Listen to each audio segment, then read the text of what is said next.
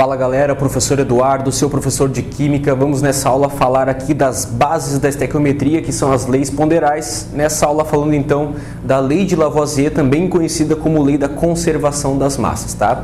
Primeiro fazer um resgate histórico para você saber quem é Lavoisier. Lavoisier, ele é simplesmente conhecido como o pai da química. Ele é o químico mais importante que já existiu.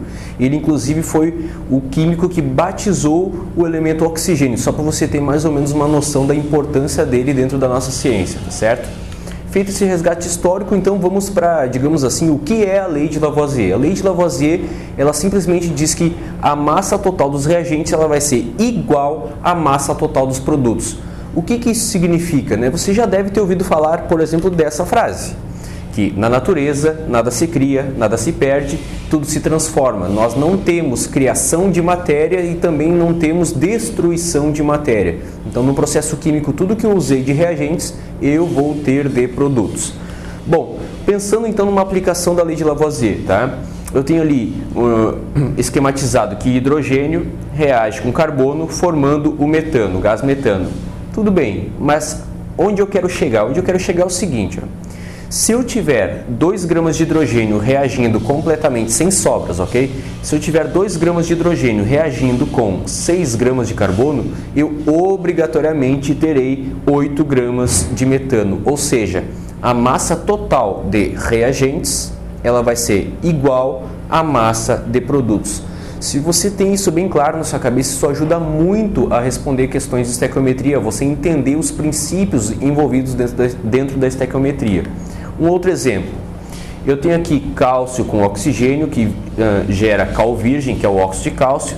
Tenho aqui uma experiência que eu usei 40 gramas de cálcio, uma certa massa de oxigênio, que não se sabe, e obtive 56 gramas de cal virgem, de óxido de cálcio. O enunciado diz que o cálcio reage com oxigênio, produzindo o óxido de cálcio, mais conhecido como cal virgem. A tabela acima lista alguns dados coletados. A partir desses dados, é possível deduzir que a massa de oxigênio utilizada foi de... Bom, se eu tenho aqui os reagentes, um deles eu não sei a massa, mas eu sei a massa de um dos reagentes e sei a massa final, eu consigo deduzir fácil quanto que é aquele X, aquela incógnita ali.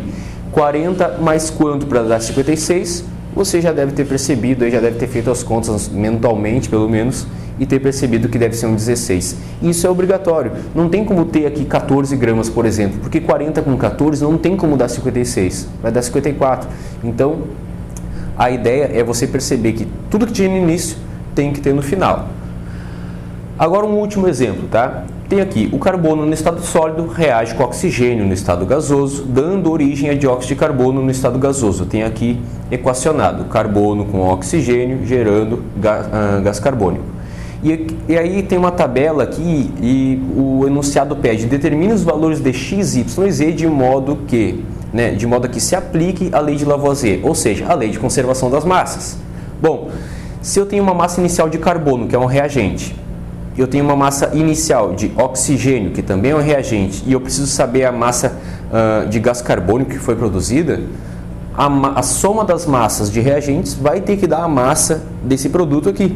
24 com 64, então esse X aqui ele obrigatoriamente tem que ser igual a 88, certo? Agora, massa de carbono, massa de oxigênio, massa de gás carbônico. Eu não sei a massa de carbono agora, eu sei a massa de oxigênio e sei a massa final aqui de CO2. Como que eu vou raciocinar? Quanto que eu tenho que ter de carbono que, junto desses 16 gramas de oxigênio, eu posso obter 22 gramas de gás carbônico? 6. Esse Y aqui, né, essa massa desconhecida, tem que ser 6 para 6 mais 16 dar igual a 22. Ainda, uma terceira pergunta. Eu tenho essa massa de reagente aqui, o carbono, são 48 gramas. Eu não sei a massa de oxigênio que foi utilizada nesse terceiro experimento, mas eu sei que a massa final foi de 176. É só a questão de eu fazer uma subtração para saber a massa daquele Z ali, que é uma massa incógnita de oxigênio. 48 mais quanto para dar 176? Esse Z aqui terá que ser 128, tá certo?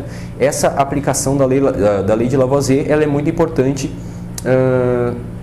como aquilo que a gente chama de uma lei ponderal, que é o que vai dar base para todos os raciocínios dentro da estequiometria e nos demais processos químicos também, tá certo? Uma aula bem curtinha, é assim que é bom, né? Então, se você gostou, curte, compartilha, comenta aí o nosso vídeo. Se quiser me achar lá no Facebook, facebook.com/EduardoSilvaProf. Se quiser me seguir lá no Instagram, é Instagram/EduQMC, tá certo? Um grande abraço e até a próxima.